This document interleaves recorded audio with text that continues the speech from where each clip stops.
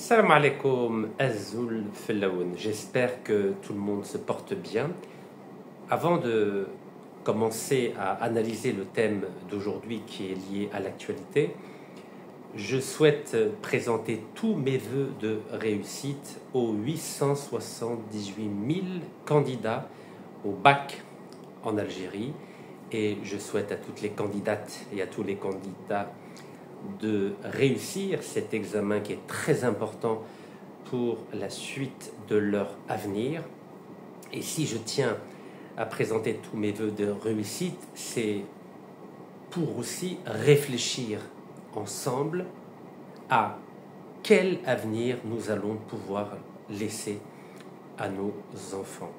Ceux qui passent le bac aujourd'hui en Algérie, que vont-ils devenir dans 5 ans, dans 10 ans, dans 15 ans, dans 20 ans, avec un monde en guerre, avec un monde qui vit des bouleversements extrêmement importants.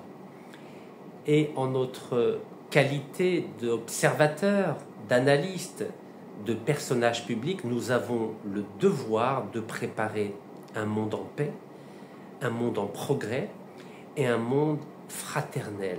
Car s'il n'y a pas la paix, s'il n'y a pas le progrès, s'il n'y a pas la fraternité, l'avenir risque d'être sombre pour cette nouvelle génération qui, aujourd'hui, passe le bac et qui a envie de vivre en paix, en harmonie et en confraternité avec ses semblables, que ce soit dans notre pays, en Afrique du Nord, en Afrique, en Europe ou sur l'ensemble de la planète. Vous avez compris, si j'ai fait cette introduction, c'est parce que les jours sont sombres en ce moment. Les jours, les nuits sont sombres pour les Palestiniens, pour les Iraniens, à cause de la folie d'un homme que vous connaissez très bien aujourd'hui. Il s'appelle Benyamin Netanyahou.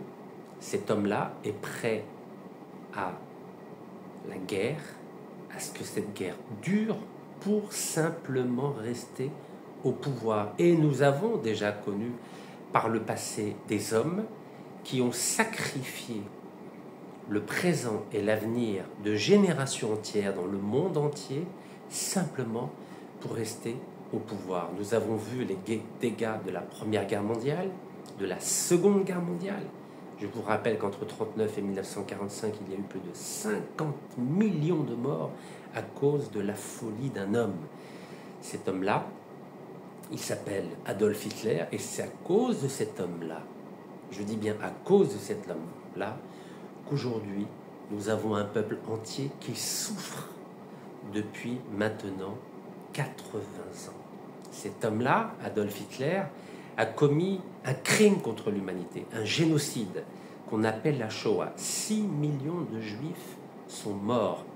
Sont morts parce qu'ils ont été conduits de toute l'Europe vers des camps de concentration, ensuite des chambres à gaz, et ils ont été exterminés.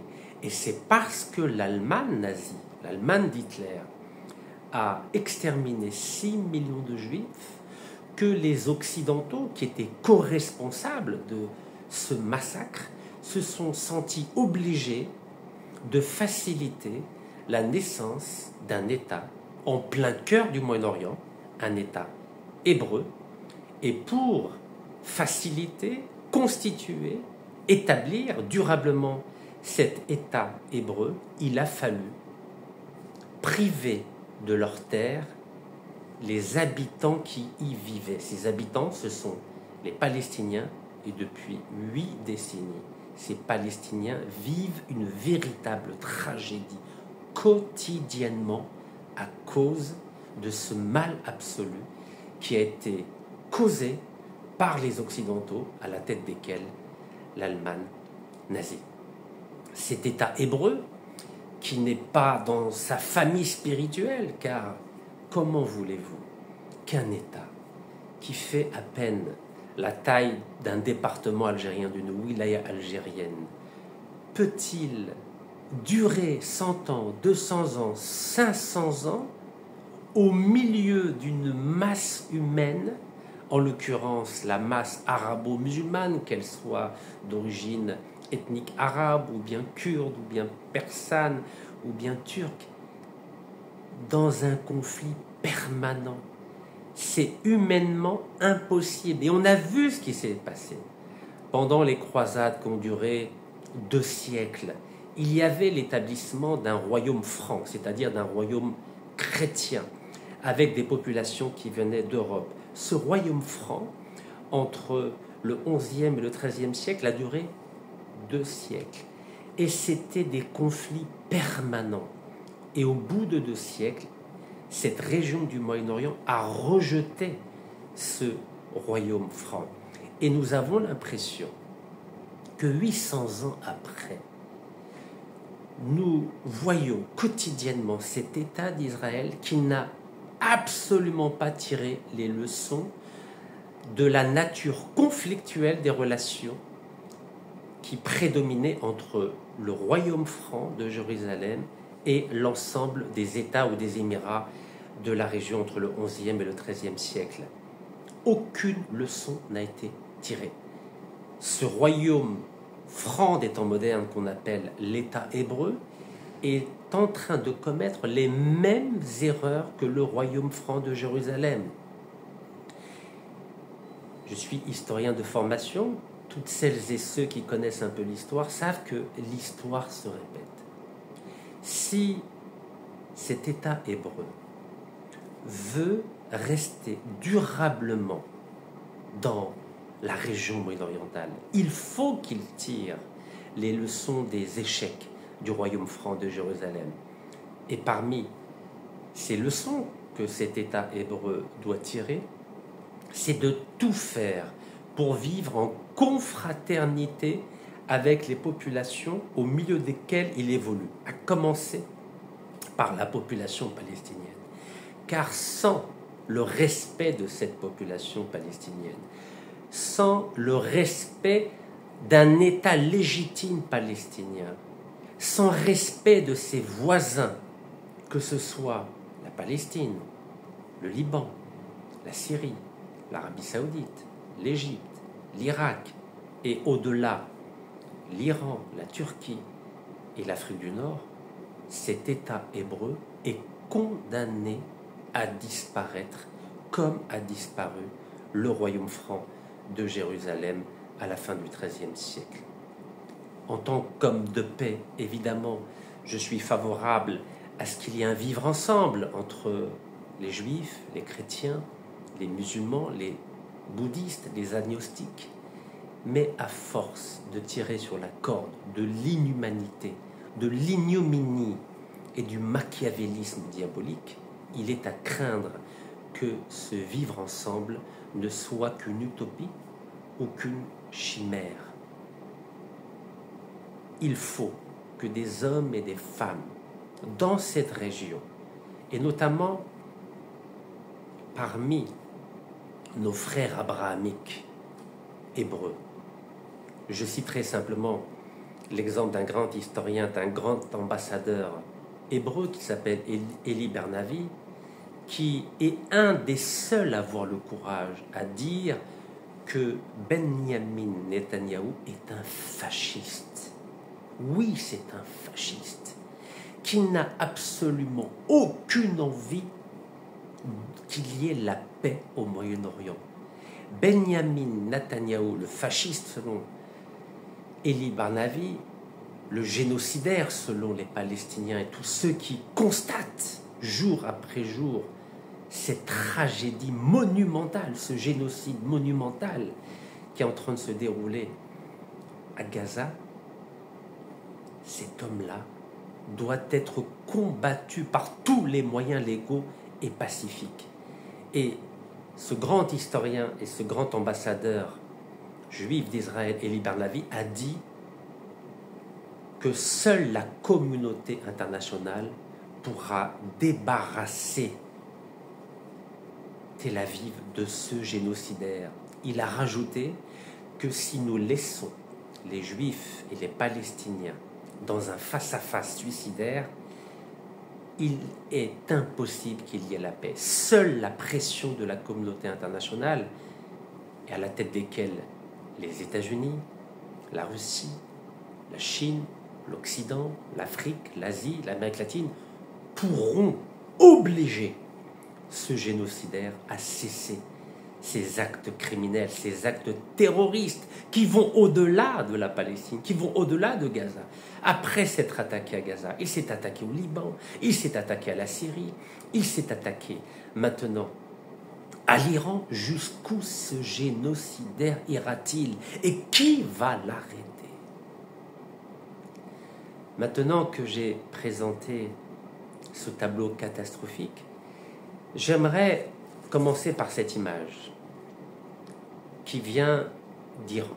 C'est une puissante explosion dans une raffinerie après une attaque de drone israélien. Vous vous en souvenez, il y a quelques jours, je vous avais dit qu'après l'Iran, Tel Aviv pourrait s'attaquer à notre pays. Et je vous avais dit que notre pays est extrêmement vulnérable. Vous avez vu la facilité avec laquelle Tel Aviv a pu envoyer 200 chasseurs F-16 de pointe pour attaquer, bombarder plus de 100 cibles en même temps, simultanément. Vous savez que aujourd'hui, la priorité des attaques du génocidaire Netanyahou a été les bases militaires, les centres nucléaires, mais il s'est attaqué aussi à une raffinerie.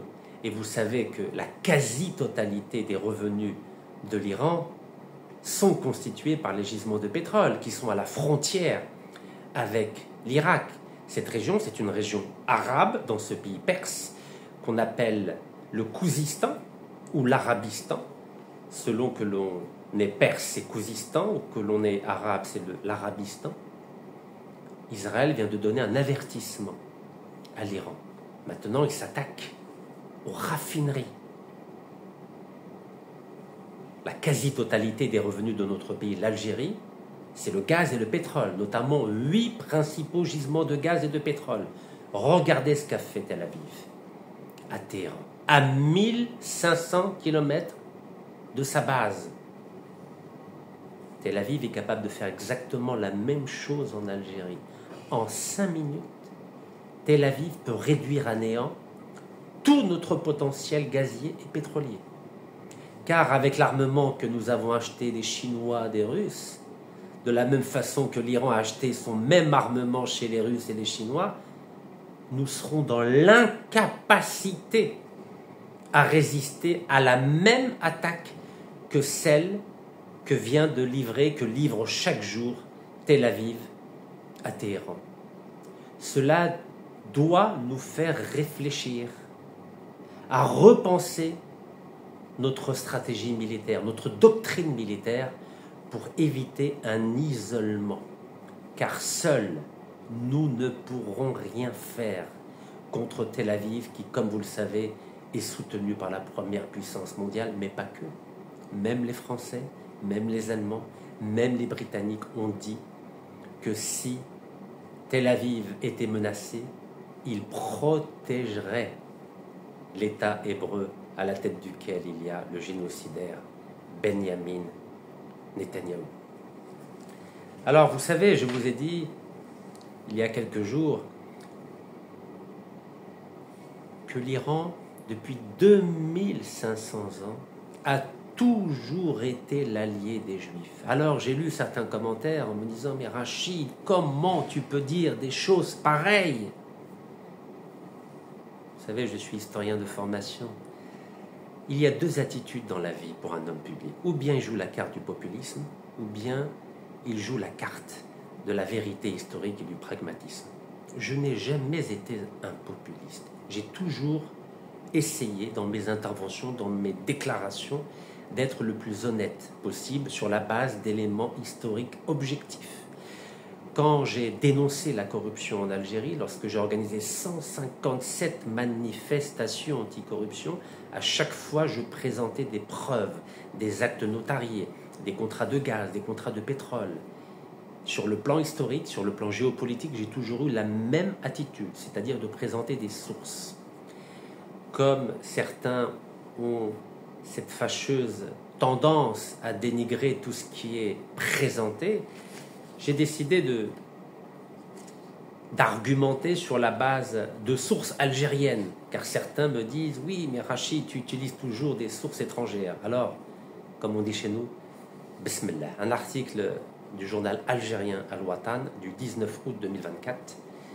Le titre, c'était « De Ben Gourion à la République islamique ». Donc ça, c'est Al-Watan. La première phrase de cet article du journal Al-Watan commence de la façon suivante.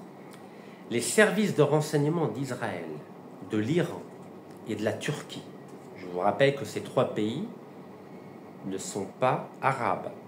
Israël, c'est un pays de culture juive. L'Iran est musulman, mais c'est d'une ethnie perse. Et la Turquie sont des musulmans, mais sont d'ethnie turque. Donc les services de renseignement d'Israël, de l'Iran et de la Turquie, à savoir le Mossad, que vous connaissez tous, la SAVAK. La SAVAK, c'est les services de renseignement iraniens à l'époque du Shah d'Iran, avant 1979. Et le MIT, ou MIT, à ne pas confondre avec la célèbre université américaine scientifique de Boston. Donc ces trois services de renseignement, israéliens, iraniens et turcs, ont constitué une alliance baptisée Trident. L'Iran est devenu un des principaux fournisseurs de pétrole d'Israël. Je répète, l'Iran est devenu un des principaux fournisseurs de pétrole d'Israël à travers l'oléoduc Elat, c'est en Israël, Ashkelon. C'est comme ça qu'on l'appelait. Il y avait un oléoduc qui passait de l'Iran jusqu'en Israël. Vous imaginez pendant plus de 20 ans, de 57 à 77, l'Iran a livré 40% du pétrole dont avait besoin Israël. Je répète, l'Iran que vous connaissez, qui est attaqué aujourd'hui, a livré pendant plus de 20 ans 40% du pétrole dont avait besoin Tel Aviv. Alors, que vous dire? C'est pas moi qui le dis, c'est le journal algérien Al-Watan. Alors pendant 3 pages, ce journal revient sur les différentes liaisons incestueuses entre l'Iran et Israël. Est-ce que vous savez par exemple, vous connaissez David Ben Gourion? David Ben Gourion, c'était le fondateur de l'État d'Israël en 1948, le penseur. C'est lui qui a négocié avec les Français que Paris lui livre les secrets de la bombe nucléaire. Et oui, ne l'oublions pas, ce sont les Français qui ont livré à Tel Aviv la première bombe nucléaire israélienne. En 1961, David Ben Gourion a fait une visite officielle en Iran. Eh oui, car il y avait une alliance entre Tel Aviv et Téhéran qui aujourd'hui se battent. Mais je vais vous dire pourquoi ils se battent. D'abord, je vais vous dire pourquoi elles se sont toujours entendues depuis 2500 ans. Et oui, à l'époque des Perses sassanides, les Perses ont toujours protégé les Juifs. Toujours, je dis bien toujours. Alors bien sûr, ceux qui ne lisent pas l'histoire ont l'impression qu'il y a toujours une haine entre Israël et l'Iran. Absolument pas. Et je vais y revenir. Est-ce que vous savez par exemple que le premier pays musulman qui a reconnu Israël, c'est la Turquie? Et vous savez qu'aujourd'hui nous avons d'excellentes relations avec la Turquie. Et pourtant, en 1949, la Turquie a reconnu Israël. Et quel est le deuxième pays musulman à avoir reconnu l'État d'Israël? C'est l'Iran. L'Iran a été le deuxième pays musulman à reconnaître Israël en 1950. Vous voyez, donc bien avant l'Égypte à partir de 77-79, bien avant la Jordanie à partir de 93-94, bien avant le Maroc à partir de 2020-2021, il y avait la Turquie et l'Iran qui ont reconnu en 1949 et en 1950 l'État d'Israël. Et vous avez remarqué, l'Algérie entretient d'excellentes relations avec la Turquie et avec l'Iran qui ont reconnu l'État d'Israël il y a déjà 75 ans. 75 ans. Alors je vais poursuivre. En juin 1980, qui a donné les informations à Tel Aviv pour bombarder la centrale nucléaire irakienne d'Osirak? C'est pas les États-Unis, c'est pas la Chine, c'est pas l'Angleterre, c'est pas la France, c'est l'Iran. L'Iran de l'Ayatollah Khomeini, oui, l'Iran de l'Ayatollah Khomeini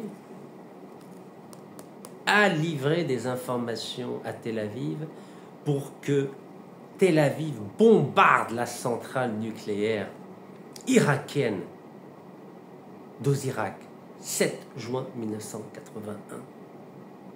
Car l'Iran et Israël ont toujours été des alliés, quel que soit le régime en place, mais ils étaient alliés pour détruire les pays arabes, pour affaiblir les pays arabes. Et je vais y revenir. En 1985-86, qu'est-ce qui s'est passé? Il y a eu l'Iran Gate. Vous connaissez l'Iran Gate? C'est un scandale extraordinaire qui a consisté en la chose suivante. Israël a livré de l'armement militaire à l'Iran de Khomeini pour faire la guerre à l'Irak. Et en échange de quoi? Khomeini a livré du pétrole à Israël. Vous imaginez? Israël a livré de l'armement militaire à l'Iran. Donc c'est de l'armement militaire américain en échange du pétrole iranien. Bien sûr, il y avait une négociation au sujet de quelques otages américains au Liban. Tout ça pour vous dire que depuis que l'Iran est devenu république islamique en 1979, ou avant, l'Iran et Israël ont toujours entretenu d'excellentes relations en termes de services de renseignement, relations militaires, relations pétrolières, relations agricoles. Car l'Iran et Israël ont toujours eu un point commun: affaiblir les États arabes au Moyen-Orient. Alors vous savez,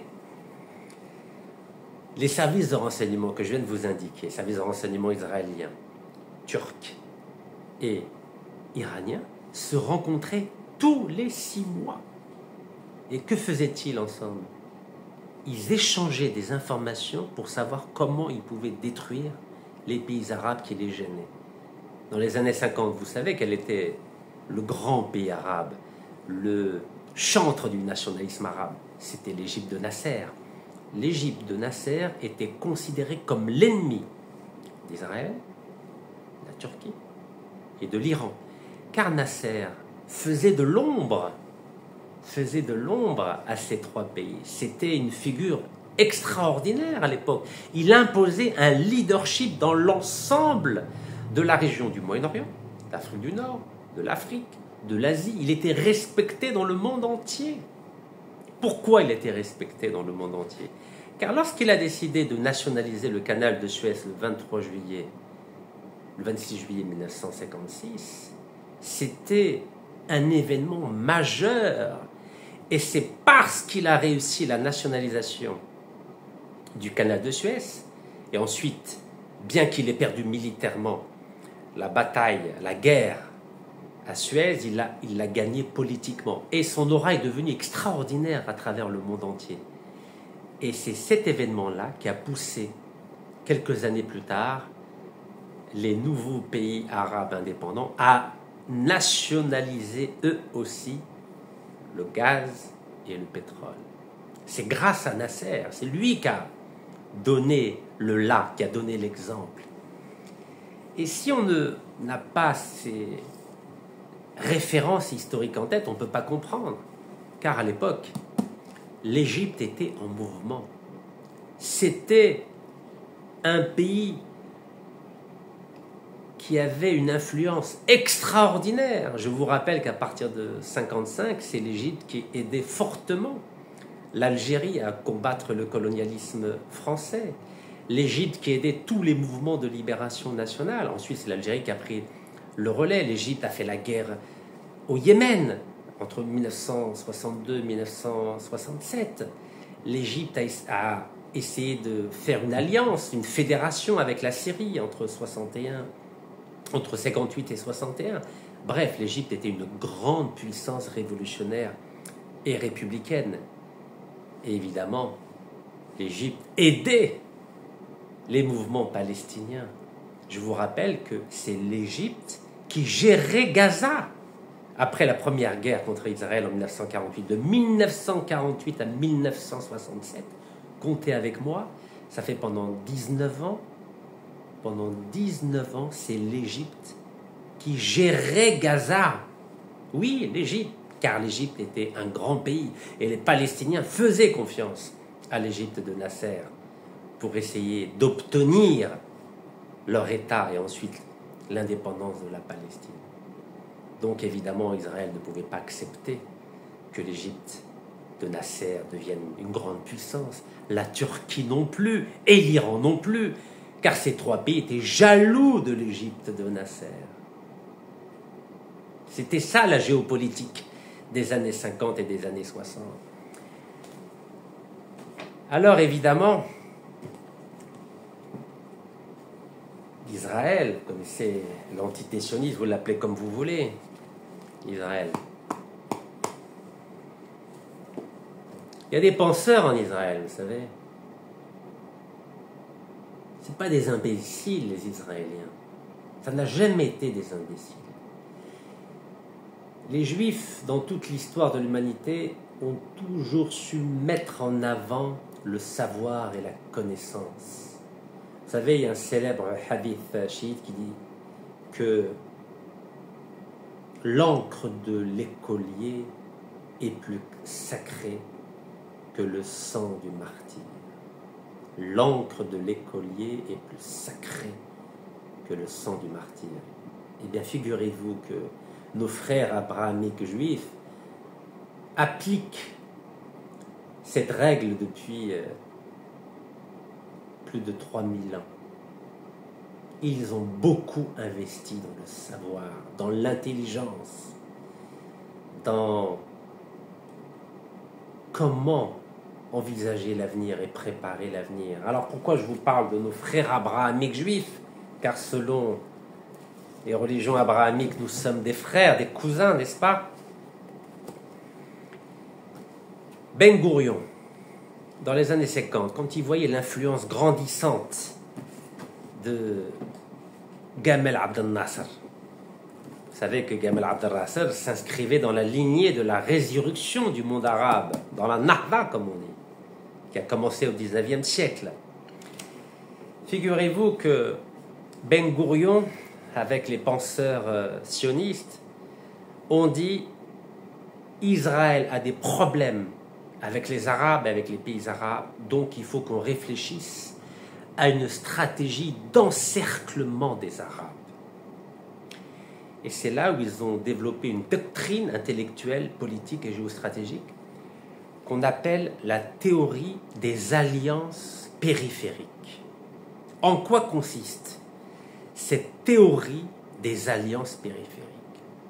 Cette théorie des alliances périphériques, qui a été pensée par les théoriciens du sionisme autour du fondateur de l'État d'Israël, David Ben Gurion, consistait à s'allier avec des pays qui entourent le monde arabe. D'abord la Turquie. Vous savez que la Turquie était, depuis Atatürk, était laïque. C'est un pays musulman, sunnite, mais qui n'est pas arabe. L'Iran est musulman, chiite, mais pas arabe. Elle est perse. Et vous savez qu'il y a une très vieille inimité entre les Perses et les Arabes depuis la défaite des Perses à Qadisiyah devant les forces musulmanes. Et le troisième partenaire allié d'Israël, c'est l'Éthiopie. L'Éthiopie, qui est un pays africain, sémite. Ne l'oublions pas que les Éthiopiens sont des sémites, comme les Arabes et les Juifs. Mais c'est chrétien l'Éthiopie. Et un peu autour de l'Éthiopie, il y a le Soudan. La stratégie des théoriciens du sionisme autour de Ben Gurion a été de s'allier avec ces trois pays, donc Turquie, Iran, Éthiopie et aussi le Soudan, surtout le Soudan du Sud. Pendant plus de 50 ans, un des objectifs de Tel Aviv a été de diviser le Soudan. Vous savez que le nord du Soudan est musulman et le sud est animiste chrétien. Et ils ont réussi, car aujourd'hui il y a deux États au Soudan. Le Soudan du Sud, où il y a les principaux gisements de pétrole, qui est animiste chrétien, et le Soudan du Nord, où il n'y a pas de pétrole, à vrai dire, et qui est musulman. Et ça a marché, cette stratégie-là. Et c'est la raison pour laquelle, dans le cadre de cette stratégie des alliances périphériques autour du monde arabe, l'idée c'était d'encercler le monde arabe avec une alliance entre Israël, Turquie, Iran, Éthiopie et le Soudan du Sud, les 5. Cette stratégie a fonctionné, car Israël a compris une chose, toute seule ou tout seul, il ne peut pas faire grand-chose, il ne peut pas combattre l'Égypte nassérienne. Et après avoir liquidé l'Égypte nassérienne, il y a eu l'Irak baassiste de Saddam Hussein. Vous n'avez pas remarqué que l'Égypte a été détruite? Et vous savez que l'Iran, écoutez-moi bien, l'Iran en 1973, vous en souvenez, 73, mes compatriotes algériens, vous savez que l'Algérie a participé à la guerre contre Israël en aidant l'Égypte, en aidant la Jordanie, en aidant la Syrie. Vous savez ce qu'a fait l'Iran en 1973? L'Iran du Shah d'Iran. L'Iran a livré des armes et du pétrole à Israël contre l'Algérie, contre l'Égypte, contre la Syrie, contre la Jordanie, contre les Palestiniens. Et qu'a fait l'Iran pendant la guerre Iran-Irak? Je viens de vous le dire, elle a livré des informations à Israël pour que Israël détruise la centrale nucléaire d'Ozira. Comme aujourd'hui, Israël est en train d'essayer d'abattre le programme nucléaire iranien. Et je vais vous dire pourquoi. Donc, Israël a toujours eu l'intelligence des alliances, que ce soit avec l'allié américain, qui est très loin, ou l'allié français, ou l'allié britannique, ou l'allié allemand, qui était son génocidaire hier. Israël a plusieurs types d'alliés. Des alliés chrétiens, que je viens de vous indiquer, et des alliés musulmans. Turquie, Iran. Et en Afrique, l'allié chrétien orthodoxe que représente l'Éthiopie et maintenant le Soudan du Sud. Et quand il y avait l'apartheid, Israël était aussi l'allié de l'Afrique du Sud. C'est avec l'Afrique du Sud que Israël a développé son arsenal nucléaire. Il y avait une alliance entre Tel Aviv et le Cap en Afrique du Sud. C'est ensemble qu'ils ont développé ce programme nucléaire qui avait été initié d'abord avec l'aide de la France et ensuite entre les deux capitales, Israël, Afrique du Sud, 200 têtes nucléaires. Eh oui.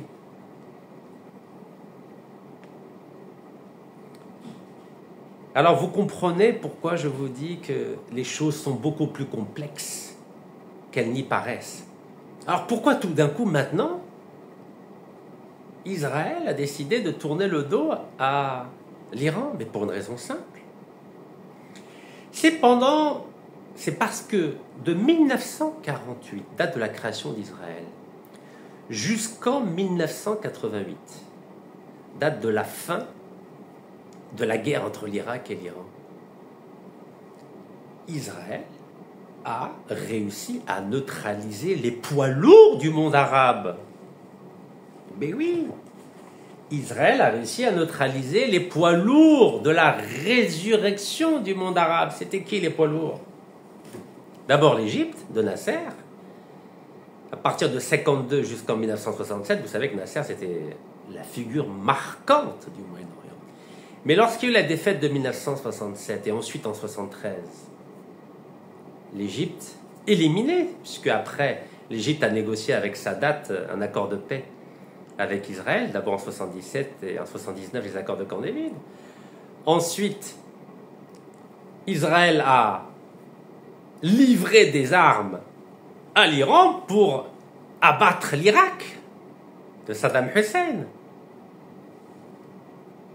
Et après, vous savez, guerre civile en Algérie, destruction de la Libye en 2011, destruction de la Syrie pendant la guerre civile à partir de 2011 jusqu'à 2025.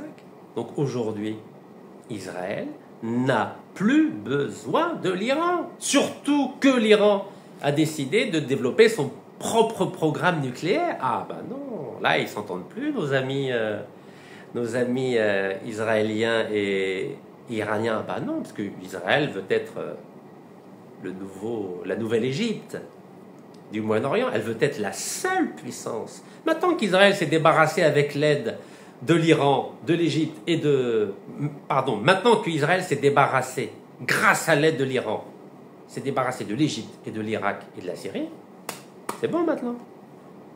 Israël n'a plus besoin de l'Iran. Et Israël n'acceptera jamais qu'un autre État la concurrence sur le plan géopolitique et militaire dans la région.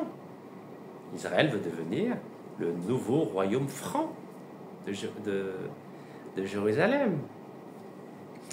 Alors, il y a plein de littérature là-dessus, vous savez. Donc, je vous ai dit, là, les alliances périphériques, Turquie, Israël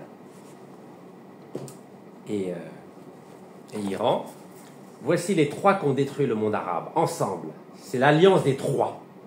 Turquie, Israël et Iran. Donc maintenant que le monde arabe a été totalement détruit, je n'ai pas besoin de vous faire un dessin, maintenant Israël veut être toute seule dans la partie. C'est un peu comme la guerre des gangs. Alors ceux qui connaissent Marseille, d'abord les gangs se mettent ensemble et puis dès qu'ils se sont mis d'accord, ils ont gagné contre... dès que deux gangs ont gagné contre un troisième gang, après les deux gangs qui étaient alliés se tuent, se massacrent. C'est ce qui se passe aujourd'hui. Alors, il y a beaucoup de littérature là-dessus. Vous savez, même les Français le savent. Iran contre Israël, comment les deux pays sont passés d'alliés à ennemis jurés. Ça, c'était en 2024. Vous savez, il y a énormément de littérature. Allez, un autre article de 2022.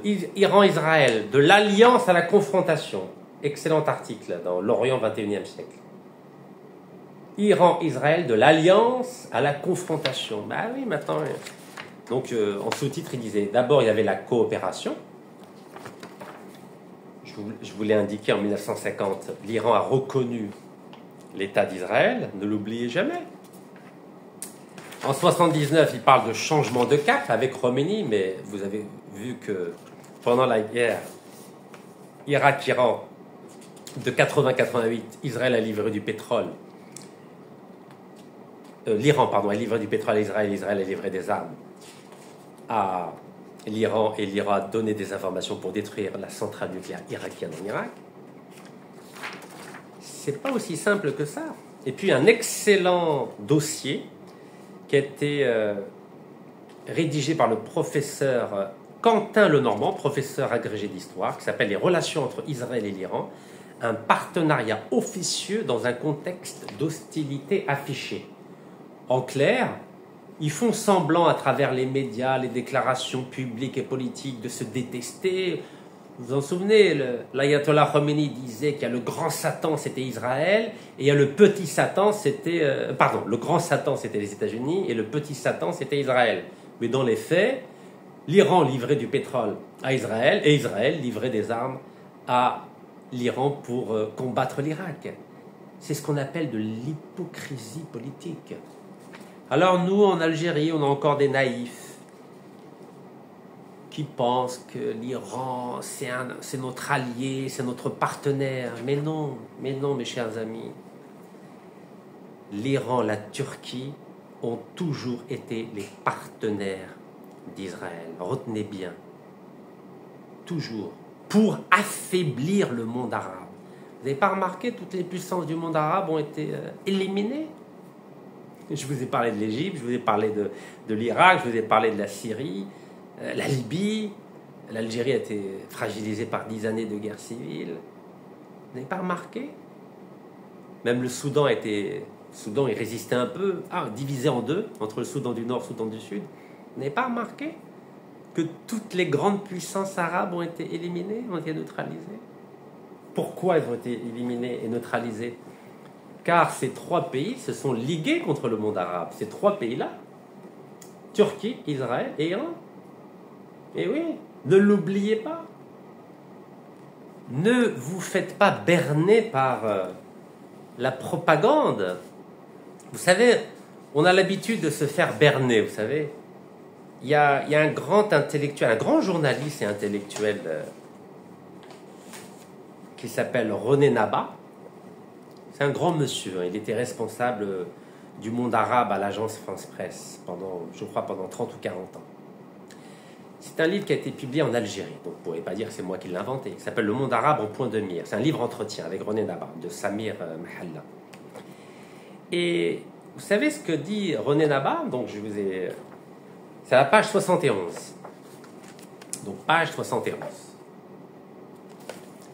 Donc c'est une question de Samir Mahalla. Il lui dit: cela répondrait bien à la politique coloniale, celle de séparer le Mashrek, donc le Moyen-Orient, du Maghreb, l'Afrique du Nord, les Arabes des Kabyles. Vous voyez, les Occidentaux ont bien séparé ou différencié les Arabes des Kabyles. C'est casser en quelque sorte cet élan de prise de conscience. Et que répond René Naba dans son livre Le monde arabe en pointe de mire? Écoutez ce qu'il dit. Il dit, lui il est chrétien, René, c'est pas musulman, il est chrétien. Oui, absolument, dit-il. L'histoire le dit, perdre de vue qu'on appartient tous au même univers culturel arabe. Alors, arabe, c'est pas ethnique, culturel, c'est-à-dire la religion, la littérature, culturel. Je ne parle pas d'ethnie, encore une fois. Et il dit, l'histoire le dit, perdre de vue qu'on appartient tous au même univers culturel arabe, à la même projection d'avenir, je m'adresse au bachelier à qui je dédie cette vidéo, équivaut à notre chaos. Je répète, il dit perdre de vue qu'on appartient tous au même univers culturel arabe, à la même projection d'avenir, équivaut à notre chaos. De la Mauritanie, au sud du Sahara occidental, à Bahreïn, il suffit de parler arabe, même approximativement, comme moi. Tu t'en sors. La seule différence entre le Mashrek et le Maghreb est dans le fait que l'une est de civilisation de la semoule et l'autre du riz. Vous avez entendu?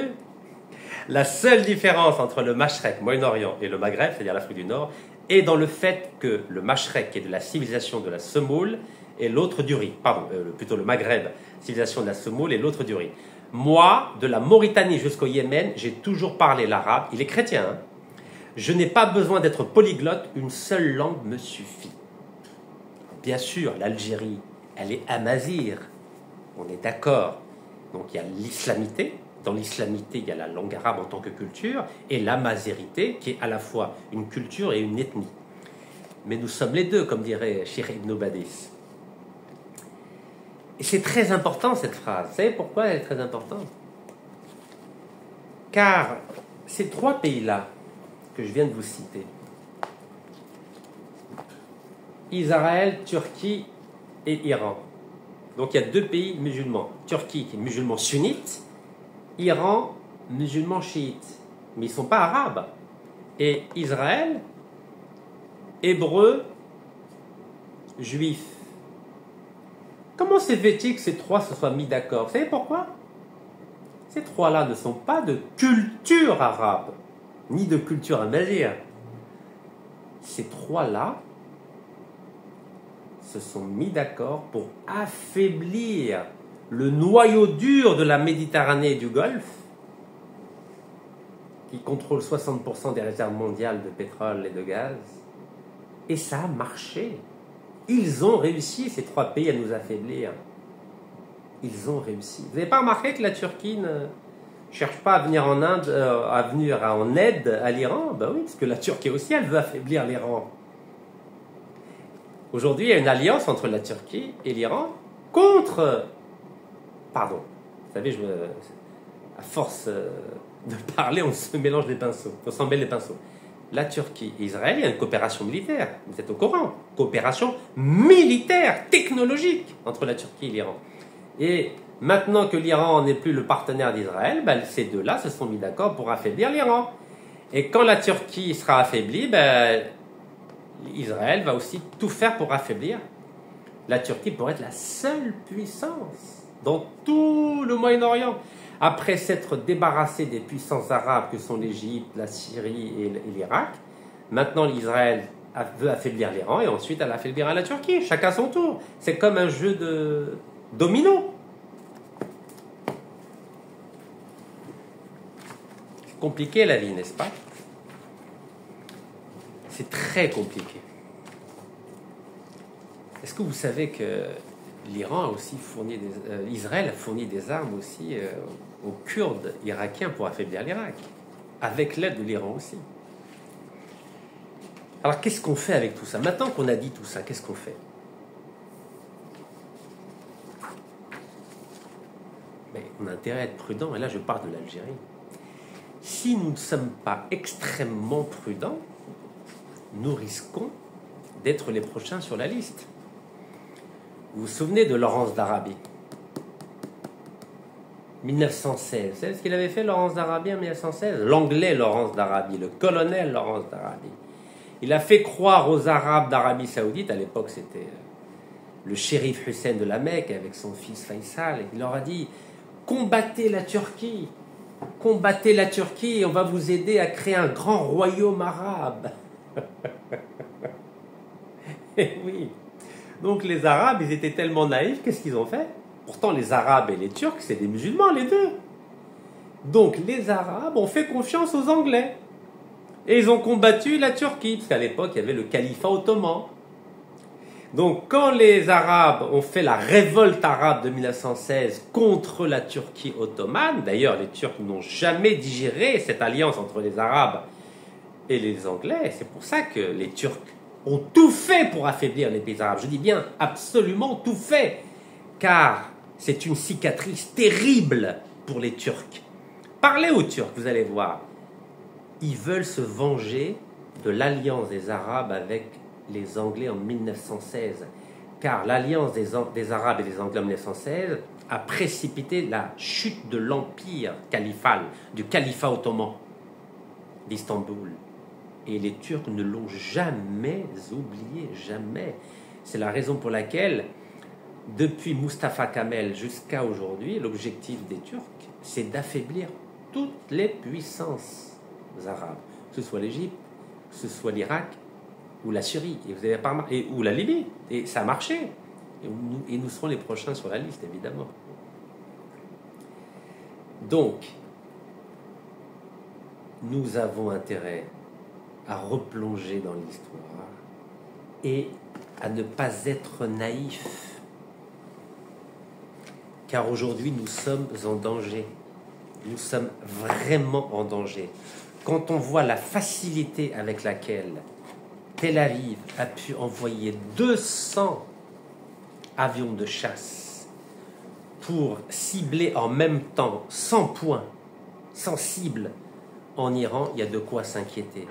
Et quand on voit qu'une raffinerie iranienne a été bombardée, et encore, si ce n'était pas les Américains qui essayent de faire pression sur Tel Aviv pour ne pas viser les puits de pétrole, croyez-moi que Tel Aviv, il y a longtemps qu'ils auraient bombardé tous les gisements de pétrole iranien. Et je ne sais pas si vous avez suivi la réaction de l'Irak.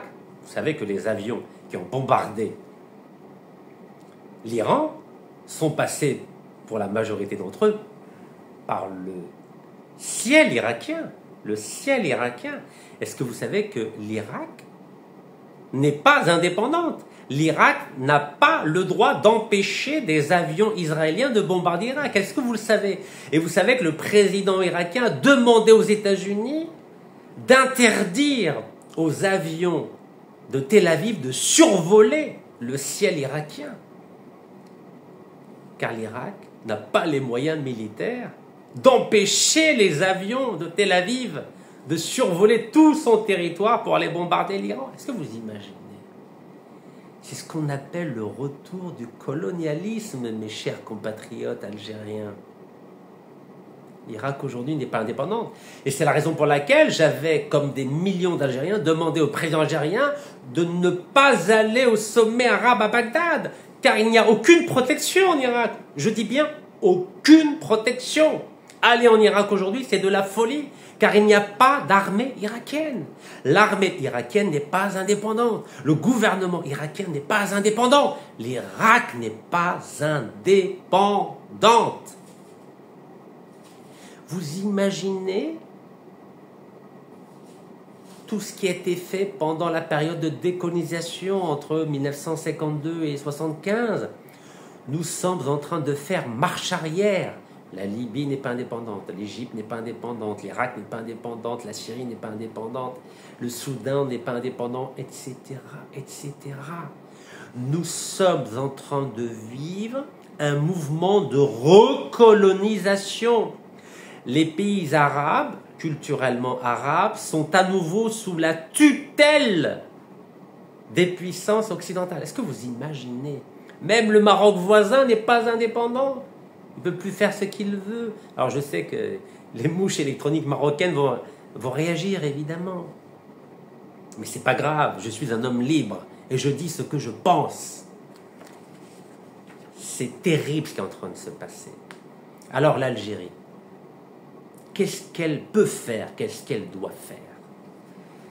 Je vous ai dit que Israël a pu affaiblir, ou l'entité sioniste, vous l'appelez comme vous voulez, vous savez, c'est pas parce qu'on va appeler un pays avec un nom qui ne plaît pas que ça va lui faire peur.